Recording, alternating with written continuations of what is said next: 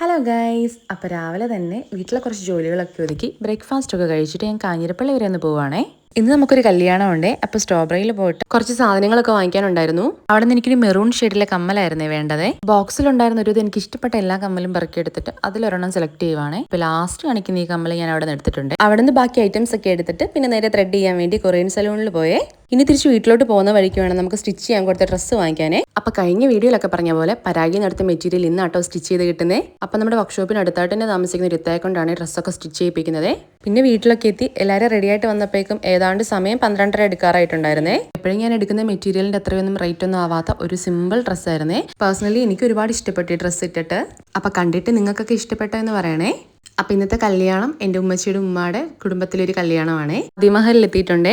ഇത് സൺഡേ അല്ലാത്തത് കൊണ്ട് തന്നെ ഇടദിവസം നടക്കുന്നൊരു കല്യാണം ആയതുകൊണ്ടും നമുക്ക് വർക്ക്ഷോപ്പൊക്കെ അടച്ചിട്ട് വരുമ്പോഴേക്കും കുറച്ച് താമസിച്ച് പോയിട്ടുണ്ടായിരുന്നേ. ഒരുവിധം ആൾക്കാരൊക്കെ കല്യാണം കഴിഞ്ഞ് തിരിച്ചു പോയിട്ടുണ്ടായിരുന്നേ. നമ്മൾ പിന്നെ വന്നപാടെ ഫുഡ് കഴിക്കാൻ വേണ്ടിയിരുന്നു. അപ്പൊ ചെക്കൻ്റെ സൈഡിൽ നിന്ന് കേട്ടോ നമുക്ക് കല്യാണത്തിന് വിളിയുണ്ടായിരുന്നത്. പിന്നെ എൻ്റെ ഉമ്മച്ചിയും ഉമ്മായും കൊച്ചുമാമാരൊക്കെ നേരത്തെ തന്നെ അവിടെ എത്തിയിട്ടുണ്ടായിരുന്നു. കല്യാണമൊക്കെ കഴിഞ്ഞിട്ട് ഞാൻ നേരെ എൻ്റെ വീട്ടിലോട്ട് പോയി. വീട്ടിനടുത്തുള്ള ഒരു സ്ഥലത്ത് പോയിട്ടാണ് നമ്മൾ ഫോട്ടോസും വീഡിയോസും ഒക്കെ എടുത്ത് ഡ്രസ്സ് ഇട്ടിട്ടെ. ഇനിയിപ്പോൾ നേരെ കൊച്ചുമാടെ വീട്ടിലോട്ട് പോവേ. പോകുന്ന വഴിക്ക് അങ്ങനെ ജെയ്സലണ്ണനെ കണ്ടേ. ഹസ്ബൻഡിന്റെ ഫ്രണ്ടാണ്. ആളെനിക്ക് എപ്പോഴും നല്ല സപ്പോർട്ടാട്ടോ വീഡിയോ ഒക്കെ എടുക്കുന്നതിന്. അങ്ങനെ വഴിയിൽ നിന്ന് സ്നാക്സ് ഒക്കെ വാങ്ങിച്ചുകൊണ്ടിരുന്നപ്പോഴേക്കും ഹസ്ബൻഡിനെ കണ്ടു. ആള് നേരെ വന്നിട്ട് വർക്ക്ഷോപ്പിലോട്ട് പോയിട്ടുണ്ടായിരുന്നേ.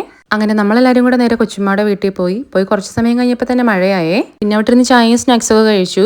പിന്നെ ഉമ്മച്ചിയും ഉമ്മായും ചക്കവെട്ടലും പുഴുങ്ങലൊക്കെ ആയിരുന്നു. അപ്പോൾ അതൊക്കെ കഴിച്ചിട്ട് നേരെ വീട്ടിലോട്ട് പോയി. ബൈ.